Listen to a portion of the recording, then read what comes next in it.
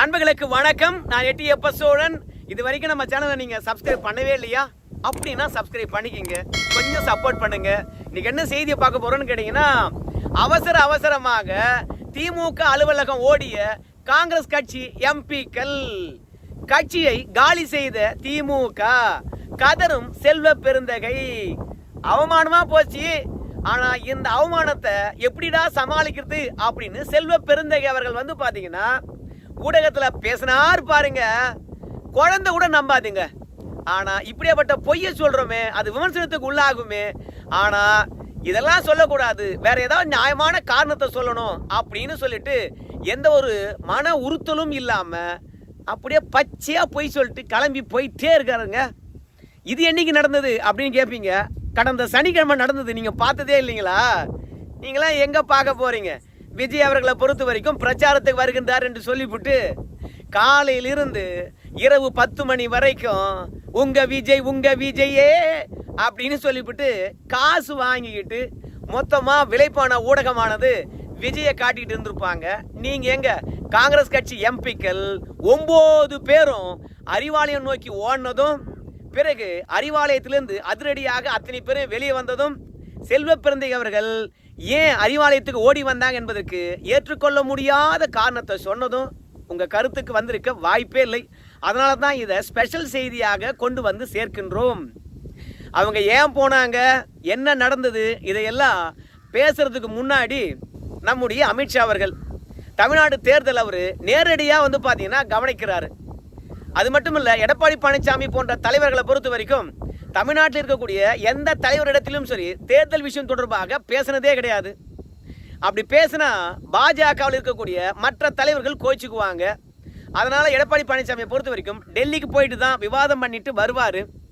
சில விளக்கங்களை கேட்டு வருவார், அவருடைய கருத்துக்களை சொல்லிட்டு வருவார். ஆனால் இப்படி டெல்லி போகிற விஷயத்தை ஊடகமானது எந்த அளவுக்கு தரக்குறையாக விமர்சனம் பண்ணிச்சு.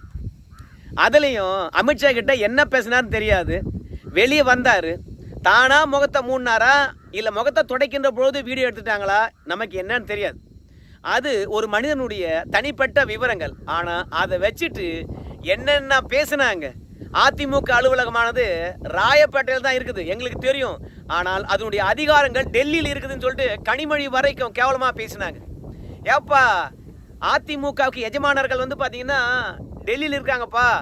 இன்னைக்கு அண்ணா திமுக கிடையாது, அமித்ஷா திமுகப்பா அப்படின்னு சொல்லிட்டு ரொம்ப கிண்டல் பண்ணாங்க. எடப்பாடி பழனிசாமி டெல்லிக்கு போயிட்டு வந்தது.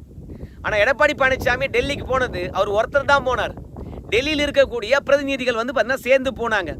ஆனால் இன்னைக்கு அகில இந்திய பார்ட்டியாக இருக்கக்கூடிய காங்கிரஸ் கட்சியினுடைய எம்பிக்கள், அதே மாதிரி காங்கிரஸ் கட்சியினுடைய மாநில தலைவராக இருக்கக்கூடிய செல்வ பெருந்தகை அவர்கள் கடந்த சனிக்கிழமை நம்ம ஸ்டாலின் ஐயா அவர்களை அறிவாலயத்தில் போய் சந்தித்து இருக்கின்றார்கள். சந்திப்பு என்பதை விட திமுக தந்த விளக்கம் தான் சரியானதாக இருக்கும். நாங்கள் தேர்தல் ஆலோசனை செய்தோம்.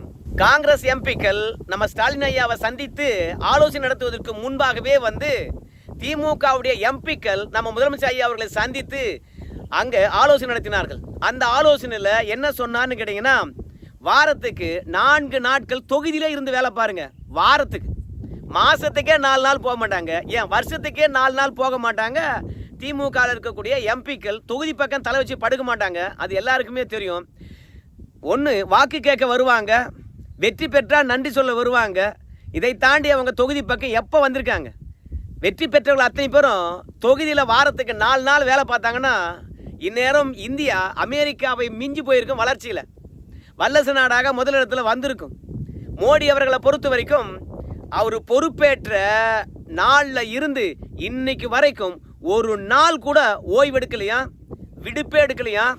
எல்லா நாளும் அலுவலகம் போயிருக்கின்றாராம் நம்ம பிரதமர் மோடி அவர்கள்.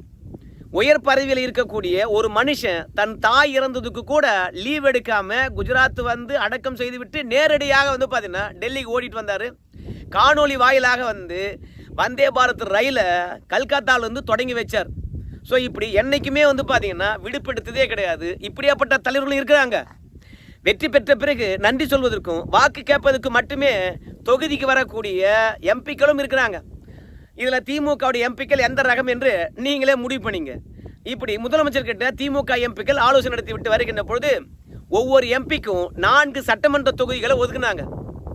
ஏன்னா கட்சி நிர்வாகிகளும் இப்போது இருக்கின்ற சட்டமன்ற உறுப்பினர்களும் அவங்க மட்டுமே தொகுதியில் போய் வேலை பார்ப்பதை விட நாடாளுமன்ற உறுப்பினருக்கும் தொகுதியை பிரித்து கொடுத்து நீங்களும் போய் வேலை பாருங்க, 2வது முறையாக திமுக வெற்றி பெற்றே ஆக வேண்டும் என்று சொல்லிட்டு எம்பிக்களோ எம்எல்ஏக்களோ வாரத்தில் 4 நாள் தொகுதியில் இருந்து தான் வேலை பார்க்கணும் பார்த்துக்க அப்படின்னு கண்டிஷன் போட்டார். பிறகு காங்கிரஸ் கட்சி எம்பிக்களை கூப்பிடுறார். திமுக ஆனது தேர்தல் வியூகம் என்ன வகுத்திருக்குது என்ற விஷயத்தை பற்றி யார்கிட்ட பேசணும் தெரியுமா? ஒட்டுமொத்த எம்பிக்கள் கிட்ட பேசக்கூடாது, காங்கிரஸ் எம்பி கிட்ட பேசக்கூடாது.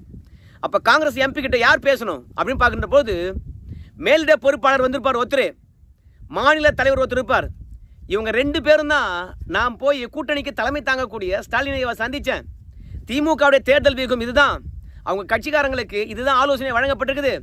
நம்ம கட்சிக்காரங்களும் நம்முடைய எம்பிக்களும் அதே தான் கடைபிடிக்க வேண்டும். அதனால் எந்தவித பாகுபாடும் இல்லாமல் 2 பேரும் இணைந்து வேலை பாருங்க. ஸ்டாலின் ஐயாவை சந்திச்சுட்டு வந்தேன், இதுதான் சொன்னாங்க அப்படின்னு ஒரு தேசிய கட்சியானது இன்னொரு கட்சி தலைவர் கூப்பிட்டு காங்கிரஸ் எம்பி கிட்ட ஆலோசனை நடத்துறாருன்னா அப்போ காங்கிரஸ் கட்சியினுடைய தலைமை அலுவலகமானது அறிவாலயமா இல்ல சத்தியமூர்த்தி பவனா? எம்பிக்கள் ஒட்டுமொத்த பேரையும் அழைச்சிக்கிட்டு ஒன்று டெல்லிக்கு போயிருக்கணும், ராகுல் காந்தியை சந்திச்சிருக்கணும், இல்லைன்னா மல்லிகார்ஜுன கார்கே இல்லை சோனியா காந்தியை சந்திச்சிருக்கணும். திமுக இது மாதிரியான வியூகம் வகுத்திருக்குது. நம்மளுக்கான வியூகம் என்ன? நம்ம எவ்வளோ தொகுதி திமுக கிட்ட கேட்க போகிறோம், இப்போ எந்தெந்த தொகுதியில் வேலை பார்த்துட்டு இருக்கோம், அந்தந்த தொகுதியெல்லாம் திமுக கொடுக்குமா கொடுக்காதா அப்படின்னு எம்பிக்களை கூப்பிட்டு டெல்லிக்கு போயிருக்கணும். ஆனால் செல்வ பெருந்தகை பொறுத்த வரைக்கும் எம்பிக்களை கூப்பிட்டு நேராக ஸ்டாலின் ஐயா வீட்டுக்கே போயிட்டாரு. அங்கே போய் என்னடா பேசினாங்க அப்படின்லாம் பார்க்கும்பொழுது காங்கிரஸ் கட்சிக்கும் திமுகவுக்கும் ஏகப்பட்ட உரசல். மாவட்ட தலைவரில் இருந்து சட்டமன்ற குழு தலைவர் வரைக்கும் டவர் உனக்கு 117 தொகுதி, எனக்கு 117 தொகுதி, அப்படி தரலன்னு வச்சுக்கலாம், நீ தனியாக நில்லு நான் தனியாக நிற்கிறேன் அப்படின்னு திமுக கிட்ட வந்து காங்கிரஸ் கட்சிக்காரங்க முரண்டு பிடிக்கிறாங்க. அது மட்டும் இல்லை, மாவட்ட தலைவர் ஜெயக்குமார் ஒருத்தர் இருந்தார், திருநெல்வேலி மாவட்ட காங்கிரஸ் கட்சி தலைவரா, அவரை கொண்டுட்டாங்க. இது வரைக்கும் கண்டுபிடிக்கவே இல்லை. தென் மாவட்டங்களில் கொதித்து கொண்டு இருக்கின்றார்கள், யார் கொலை பண்ணாங்கன்னு தெரியாமல் இருக்குது. அது மட்டும் இல்லை, நம்ம செந்தில் பாலாஜி அவர்கள் வச்ச வேட்டு உங்கள் எல்லாருக்குமே நல்லாவே தெரியும். அவரு கரூர் காங்கிரஸ் கட்சியினுடைய மகளிரை தலைவியை தட்டி தூக்கி பா ஸ்டாலின் ஐயா தலைமையை ஏற்றாதான்பா தமிழ்நாடு தலை குனியாது, அதனால எந்த கட்சியில் இருந்தாலும் பரவாயில்ல திமுகவுக்கு வந்துருங்க அப்படின்னு அதிமுகவிலிருந்து பதவிக்காக ஓடி தஞ்சமடையும் வேடந்தாங்கல் பறவை மாதிரி காங்கிரஸ் கட்சியில் இருந்த மகளிரணி தலைவியை செந்தில் பாலாஜி தட்டி தூக்குன பிறகு ஜோதிமணியிலிருந்து செல்வ பெருந்தகை வரைக்கும் ஏகப்பட்ட பேர் வந்து பார்த்தீங்கன்னா காட்டமான கருத்தை தெரிவித்தாங்க. செந்தில் பாலாஜி ஒரு மட்டமான ஆளு அப்படின்னு பேசினாங்க. இதெல்லாம் திமுக காங்கிரஸ் கட்சிக்கு இடையில வந்து பார்த்தீங்கன்னா புகைச்சல் ஏற்படுத்தியது. 2வது விஜயை பொறுத்த வரைக்கும் இடையில சந்தில சிந்து பாடுற மாதிரி காங்கிரஸ் கட்சிக்கு நூல் விட்டாரு. அங்க ஏன் கிடக்குறீங்க? வர கூட்டத்தை பார்த்தீங்களா இல்லையா? இந்த கூட்டத்தை எப்படி கூட்டுன்றது எனக்கு தான் தெரியும். அதே மாதிரி வெற்றி பெறதுக்கான வியூகம் எனக்கு தெரியும். வாங்க வாங்க அப்படின்னு காங்கிரஸ் கட்சிக்கு ஆசை வார்த்தை கூறினாரு. அதனால காங்கிரஸ் கட்சியை பொறுத்த வரைக்கும் தேர்தல் நெருக்கத்தில் கூட்டணி ஆட்சி என்று கத்தினாங்க. உடனடியாக எம்பிக்களை கூப்பிட்டுன்னு நேராக அறிவாலயமே வந்துரு. ஏன்னா செல்வ பெருந்தகைய நீ இந்த எம்பிக்களை கட்டுப்படுத்த மாட்ட, காங்கிரஸ் நிர்வாகிகளை நீ கட்டுப்படுத்த மாட்ட, உனக்கு அவங்கெல்லாம் கட்டுப்படவே மாட்டாங்க, உனக்கு அந்த ஆளுமையே கிடையாது. எடப்பாடி பழனிசாமி திட்ட சொல்றியா, வாய்க்கு வந்த மாதிரி திட்டுவ, அதிமுக காரங்க மீது அவதூற பரப்பி விடுவ. ஆனால் உன் கட்சிக்காரனை உன் கட்சியில் இருக்கின்ற கோஷ்டியை ஒன்றும் பண்ண முடியாது, நேரம் அறிவாலயம் கூட்டணுவா அப்படின்னு சொல்லிட்டு அறிவாலயத்துக்கு கூப்பிட்டு வந்தார். 9 காங்கிரஸ் எம்பிக்களும் எழுந்தாங்க. ஒவ்வொருத்தராக வந்து பார்த்தீங்கன்னா உங்களுடைய தேவை என்ன, தொகுதியில் என்ன பிரச்சனை இருக்குது, அந்த பிரச்சனையானது இதுவரைக்கும் எந்த அளவுக்கு முடிந்திருக்கிறது, இப்போ நாம் என்ன பண்ணணும், தேர்தல் நெருக்கத்தில் உங்களுடைய நாடாளுமன்ற தொகுதியானது திமுக ஆதரவாக இருக்குதா எதிராக இருக்கிறதா, இப்படி உள்ளத்துக்குள் இருக்கக்கூடிய பிரச்சனை, உள்ளூர் பிரச்சனை, கட்சி பிரச்சனை எல்லாவற்றையும் தெளிவாக கேட்டுக்கிட்டாராம். இது வெறுமனே தேர்தல் ஆலோசனை கூட்டம் தானே கண்டி, மற்றபடி வேற மாதிரியான ஆலோசனை கூட்டம் கிடையாது. ஏன்னா திமுகவும் காங்கிரஸுக்கும் அதிருப்தி இருக்கிறது, இந்த கூட்டணி நிலைக்காதுன்னு சொன்னாங்க. அதை பற்றிலாம் பேசுனீங்களா என்று கேட்டாங்க. செல்வ பிறந்தை கேட்டா இல்லைங்க, தேர்தல் வியூகம் தொடர்பான ஆலோசனை தாங்க, மற்றபடி ஒன்றும் இல்லைங்க அப்படின்னு சொல்லிட்டு சொன்னாங்களாம். அதுக்கு பிறகு நம்ம முதலமைச்சர் ஐயா பொறுத்த வரைக்கும் திமுக எம்பிக்களுக்கு என்ன கட்டளை இட்டாரோ 4 நாள் தொகுதியிலிருந்து வேலை பாருங்கன்னு சொல்லிட்டு அதே கட்டளையை தான் காங்கிரஸ் கட்சி எம்பிக்களுக்கும் முதலமைச்சர் அவர்கள் விதித்திருக்கின்றாராம். தொகுதியிலிருந்து வேலை பாருங்க, உங்களுக்கு என்ன வேணுமோ அதை நான் செஞ்சு தருகின்றேன், திமுக எம்பி மாதிரி தான் நீங்களும் காங்கிரஸ் எம்பி என்று நினச்சிக்கிட்டு வேலை பார்க்காதீங்க. அதனால் உங்கள் தொகுதியை நீங்கள் எந்த அளவுக்கு பலப்படுத்துகிறீங்களோ அந்த அளவுக்கு தான் நம்ம மீண்டும் ஆட்சிக்கு வர முடியும். அமித்ஷாவை நம்பவே முடியாது. அதுலேயும் பாரதிய ஜனதா கட்சியை பொறுத்த வரைக்கும் தமிழ்நாட்டுக்கு பொறுப்பாளராக போட்டிருக்கவங்க நவீன் பட்நாயக்கை வீட்டுக்கு அனுப்பிச்சுவங்க. தொடர்ந்து வெற்றி பெறக்கூடியவராக இருந்தவர் அவரையே வீட்டுக்கு அனுப்பிச்சிட்டாங்க. ரெண்டாவது அரவிந்த் கெஜ்ரிவால் தொடர்ந்து டெல்லியில் வெற்றி பெற்று கொண்டிருந்தார், அவரையும் வீட்டுக்கு அனுப்பிச்சவர். அவரை தூக்கி தமிழ்நாட்டுக்கு போட்டிருக்காங்க. பார்த்து வேலையை பாருங்க அப்படின்னு காங்கிரஸ் எம்பிகளை கூப்பிட்டு திமுகவில் இருக்கக்கூடிய சில பேர் வந்து உங்களை வம்பு இழுப்பாங்க. உள்ளூரில் பிரச்சனை இருக்கும், உங்களுடைய செயல்பாடுகளை முடக்குவாங்க, உங்களுக்கான அங்கீகாரம் கிடைக்காது.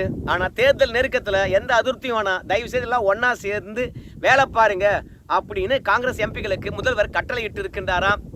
இதுதான் தமிழக அரசியல் களத்தில் பேசுபடும் பொருளாக இருக்குது. இந்திய வரலாற்றிலே வந்து மற்ற கட்சி எம்பிக்களை கூப்பிட்டு இன்னொரு கட்சி தலைவர் ஆலோசனை நடத்தி தேர்தல் வியூகம் பற்றி பேசுனது இப்போதான் முதல் முறை. ஏற்கனவே எடப்பாடி பழனிசாமி பேசிக்கிட்டே இருப்பார். காங்கிரஸ் கட்சியானது திமுகவுக்குள்ள கொஞ்சம் கொஞ்சமாக கரைந்து வருகிறது, திமுக அபகரிக்கிறது. திருமாவளவன் கிட்ட இருக்கக்கூடிய 2ஆம் கட்ட தலைவர்கள் திமுக ஆதரவாளராக மாறிட்டாங்க. திருமாவளவன் அவர்களை பொறுத்தவரைக்கும் சுதந்திரமாக செயல்பட முடியாது.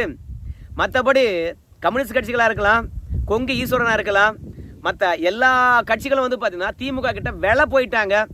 ஏன்னா தொகுதிக்கு செலவு செய்வதற்கும் அதே மாதிரி எந்த தொகுதியில் போட்டியிட வேண்டுமோ அந்த தொகுதியை விட்டு கொடுப்பதும் திமுக தான். வேட்பாளர் யாரோனா நிற்க வச்சுக்கோ, வேலை செய்வதும் திமுக தான். அதே மாதிரி வெற்றி பெறதுக்கு பணத்தை கொடுப்பதும் திமுக தான். உன் ஆள் வெற்றி பெறுகின்ற சின்னமும் திமுக தான் அப்படின்னு சொல்லிட்டு பல கட்சிகளை அழிச்சது. இப்போ காங்கிரஸ் கட்சியும் அபகரித்து விட்டது. ஏன்னா மானம் சூடு சொரணை உள்ள எவனா ஒருத்தன் இன்னொரு கட்சி தலைவர் கூப்பிட்டு நம்முடைய சொந்த கட்சி எம்பிகளுக்கு ஆலோசனை வழங்கலாமா? அப்போது கட்சி தலைவராக இருக்கிறவங்களுக்கு என்ன ஆளுமை இருக்குது? ஸ்டாலின் ஐயா நீங்கள் என்ன சொல்ல வரீங்களோ எங்கிட்ட சொல்லுங்கள், எங்கள் கட்சிக்காரங்கிட்ட பேசி பார்க்குறேன். நாங்கள் எங்கள் கட்சி எம்பிக்களை உங்களுடைய அலுவலகத்துக்கு ஒட்டுமொத்த பேரையும் அழைச்சிட்டு வந்தோம்னா அது தன்மானத்துக்கு இழுக்கு இல்லையா? எங்கள் கட்சி எம்பிக்களை பொறுத்த வரைக்கும் சத்திரிமூர்த்தி பவனில் இருக்கலாம், அங்கே கூட சண்டை போட்டுக்கலாம். ஆனால் ஒட்டுமொத்த பேரையும் அறிவாலயத்துக்கு கூட்டு வர சொல்லுங்களா? நியாயமாக இருக்குமா? ஏதோ முக்கியமான 2 நிர்வாகி வர சொல்லலாம், இல்லை மேலிட பொறுப்பாளரையும் கட்சி தலைவரையும் பொருளாளர் செயலாளர்லாம் வாங்கப்பா அப்படின்னு சொன்னால் கூட பரவாயில்ல.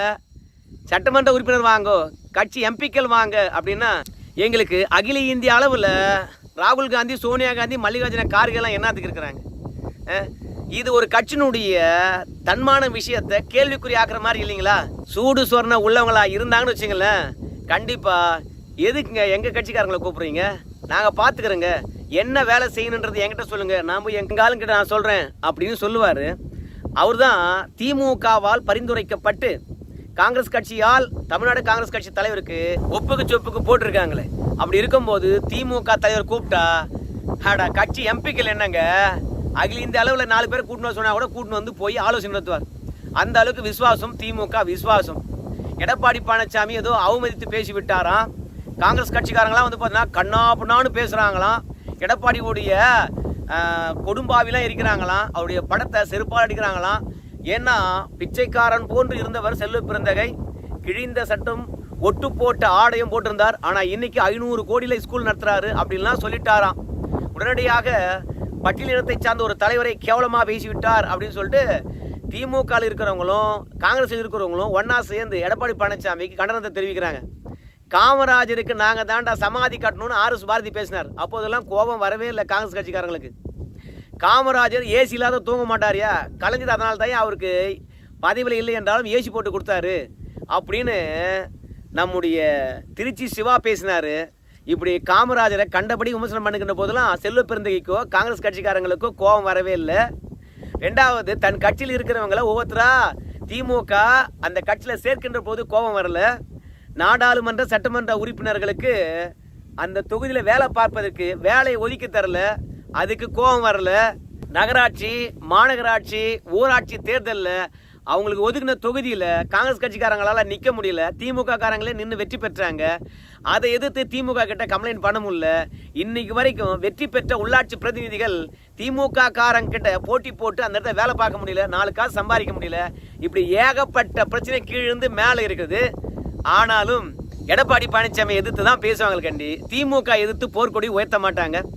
ஸோ இந்த சந்திப்பே வந்து காங்கிரஸுக்கும் திமுகவுக்கும் இடையில் இருக்கக்கூடிய உரசல், விலகி செல்லுகின்ற தன்மை இவற்றெல்லாம் முடிவுக்கு கொண்டு வரணும்னா ஒவ்வொருத்தராக கூப்பிட்டு பேசினாதான் சரியா இருக்குன்னு சொல்லிட்டு எம்பிக்களை மட்டுமே கூப்பிட்டு பேசியிருக்கின்றாராம். இந்த சந்திப்பு காங்கிரஸுடன் நின்று போச்சுன்னு வச்சுங்களேன், அப்போது மானம் கெட்டு கிடக்கிறோம். நாங்கள் தான் திமுகவில் தலைமையில் நாங்கள் இருக்கிறோம், எங்களை கேட்காம எங்கள் எம்பிக்கெல்லாம் கூப்பிட்டு ஆலோசனை நடத்துவீங்களா, அதனால் எங்களை அசிங்கமாக போச்சு, ஏன்னா மற்ற கட்சிக்காரங்களாம் விமர்சனம் பண்ணுறாங்க அப்படின்ற ஒரு எண்ணம் வந்ததுனால இன்னைக்கு காங்கிரஸ் கட்சி எம்பிக்களை மட்டும் இல்லாமல் திமுக கூட்டணியில் வெற்றி பெற்ற அத்தனை கட்சி எம்பிக்களையும் கூப்பிட்டு முதல்வர் ஒவ்வொரு நாளும் ஆலோசனை வழங்க போகிறாராம். அதனால் எடப்பாடி பழனிசாமி சொன்னது முழுக்க முழுக்க உண்மையாகி போய்விட்டது. திமுக கூட்டணியில் இருக்கக்கூடிய எல்லா கட்சிகளும் திமுக விழுங்கி விட்டது, போக போக தெரியும்னாரு. இன்னைக்கு திமுக கூட்டணி இருக்கக்கூடிய எல்லா கட்சிகளுக்கும் ஒற்றை தலைவனாக நம்ம ஸ்டாலின் ஐயா உருவெடுத்திருக்கின்றார். மற்ற கட்சிகளுக்கு என்று தனித்துவமெல்லாம் எதுவுமே கிடையாது. கொள்கையால் ஒன்றிணைந்திருக்கின்றோம் என்று திமுக கூட்டணி கட்சிகள் சொல்லுவாங்க.